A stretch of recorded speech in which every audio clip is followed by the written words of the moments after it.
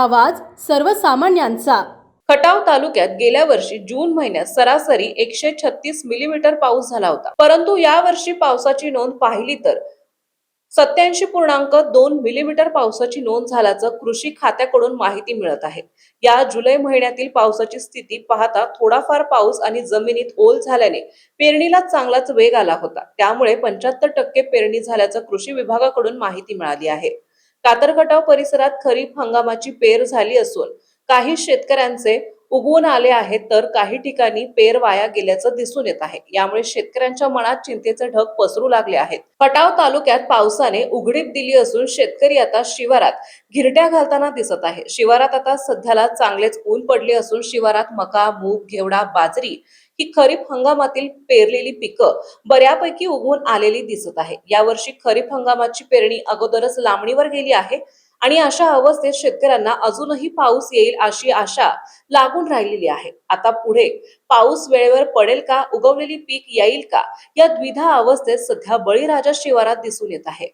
शिवारात शेतकऱ्यांनी ट्रॅक्टरने पेरणी मशागत केली आहे। पेरणीसाठी महागडी बी बियाणे शेतकऱ्यांना खरेदी करावी लागली आहे। जनावरांच्या चाऱ्यासाठी शेतकऱ्यांना सध्या पेरणी करणे गरजेचेच असून आला तर आला, नाही तर पीक गेलं, अशा मनस्थितीत सध्या शिवारात पेरणी लगबग उरकून घेतली आहे। शेवटी 8 ते 10 दिवसात पाऊस नाही पडला तर खरीप हंगामाची पेरलेली पिकं वाया जाणार असे एकंदरीत चिन्ह दिसून येत आहे। नमस्कार मंडळी, आपण पाहताय मायभूमी न्यूज। आता आपण आलो खटाव तालुका कृषी विभागात। तर तालुक्याच्या ठिकाणी आपण कृषी कार्यालयात आपण आलो। तर आपल्यासमोर आहेत अधिक चव्हाण साहेब आहेत आणि कृषी अधिकारी। तर त्यांच्याकडून आता तालुक्याचा आढावा पावसाचा, मागच्या वर्षी किती पाऊस झाला आणि आजपर्यंत आज मी त्याला किती पावसाची टक्केवारी झाली आणि इथून पुढे काय होईल। शेतकऱ्यांच्या पेरण्या झालीत, काही लोकांचं शेतकरी उगवून आले आणि एक 8 दिवस जर पाऊस, जर शेतकऱ्याचं चिंता वाटवलं की 8 दिवस जर पाऊस नाही पडला तर पेरलेला असं म्हणजे कोंब वगैरे हे होऊन जाईल असं त्यांना शेतकऱ्यांना काळजी वाटतं। तर सर काय सांगाल? नमस्कार, मी अधिक चव्हाण, कृषी अधिकारी, तालुका खटाव। जर आपण आता खटाव तालुक्याची खटाव तालुक्याची पावसाची स्थिती बघितली, मागच्या वर्षीचा आणि या वर्षीचा चालू वर्षाचा पावसाचा जर अंदाज बघितला तर मागच्या वर्षी जून महिन्यात आपल्या तालुक्यात जवळपास 136 मिलीमीटर एवढा पाऊस झाला होता। अच्छा। आता या वर्षीची जर जून महिन्याची आकडेवारी बघितली तर जून महिन्यात आपल्याला यावर्षी एल निनोच्या प्रभावामुळं 87.2% एवढा 2 मिलीमीटर एवढा पाऊस झालेला आहे। बरं। आता जुलै महिन्याची जर स्थिती बघितली तर मागच्या वर्षीच्या तुलनेत या जुलै महिन्यात आपल्या तालुक्यात मागच्या वर्षीच्या तुलनेत चांगला पाऊस झालेला आहे। अच्छा। जेणेकरून पेरणीला गती आली आहे आणि तालुक्याची सध्याची पेरणीची आकडेवारी ही 75% तालुक्यात पेरणी झालेली आहे। बरं। आता काही ठिकाणी अजून पेरणी चालू आहे। जर या 2-3 दिवसात चांगला पाऊस, पेरणीयोग्य पाऊस झाला तर आपल्या तालुक्याची पेरणी नक्कीच 100% पर्यंत पूर्ण होईल। अच्छा। जर IMDचं आपण प्रेडिक्शन बघितलं तर आपल्याला या पुढच्या आठवड्यातून पुढच्या एक आठवड्यात पाऊस पडेल असं प्रेडिक्शन आहे। बरं। यानुसार आपल्या तालुक्याची 100% पेरणी होईल। तर आता साहेब तुम्ही सांगितलं की पुढे काय म्हणजे पावसाचा अंदाज दाखवतोय, तुम्ही म्हणताय आता 100% पेरणी होईल, 75% पेरणी झालेली आहे। पण आता शेतकरी चिंताग्रस्त आहेत की उगवून आलेला आहे, तर त्यांना आणि काही शेतकऱ्यांनी पेरलं नाही, तर त्याविषयी तुम्ही आता काय थोडंसं 2 शब्द बोलाल? तुम्ही मांडलेल्या मुद्द्यानुसार आणि IMDच्या प्रेडिक्शननुसार या आठवड्यात आपल्याकडं जर पाऊस पडला तर शेतकरी आत्तासुद्धा पेरणीसाठी तयार आहेत। जी काही तालुक्याची 25% पेरणी राहिलेली आहे ती जर थोडा पाऊस वापसा कंडिशनसारखा आला तर त्या ठिकाणी 100% तालुक्याची पेरणी होणार आहे। शिवाय जे थोडंसं उगवून आलेलं आहे पीक त्यालासुद्धा पावसाचं पाणी होऊन तेही पीक जोमदार वाढेल। अच्छा. अशा पद्धतीनं नाही वाढेल पण पाऊस पडेल का का म्हणजे आता शेतकरी जर शेतकऱ्याने असा 3-3 एकरात उडीद पेरलेला आहे, काय घेवडा पेरला आहे, कोणाची बाजरी आलेली नाही, तर आता ते शेतकरी म्हणतात आता खर्च आमचा मातीत गेला असं, म्हणजे त्यांना वाढवेश असा 8-9 हजार रुपये असा खर्च आला म्हणतात पेरलेला. काय आता म्हणजे राहिलेल्या शेतकऱ्यांना तुम्ही काय संदेश द्याल बाबा त्यांनी पेरलं नाही असं त्यांना? ज्या ठिकाणी शेतकरी ऊस लावणार असेल त्या ठिकाणी शेतकऱ्यानं बाजरी, घेवडा किंवा मका यासारखी पिकं लावावी. दुसरी गोष्ट की IMDचे प्रेडिक्शन आहेच, पाऊस पडणारच आहे असं.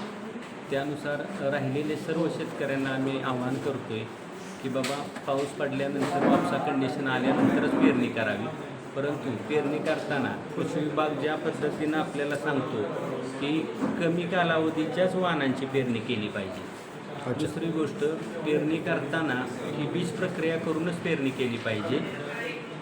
बियाण्यांची उगवण क्षमता केली पाहिजे, तपासली पाहिजे आणि पेरणी करताना रुंद सरी वरंबा म्हणजे BBF पद्धतीनं पेरणी केली पाहिजे, जेणेकरून कमी पावसात पाणी साठवून त्या ठिकाणी ओलावा निर्माण होऊन पीक तग धरेल जास्त कालावधीसाठी.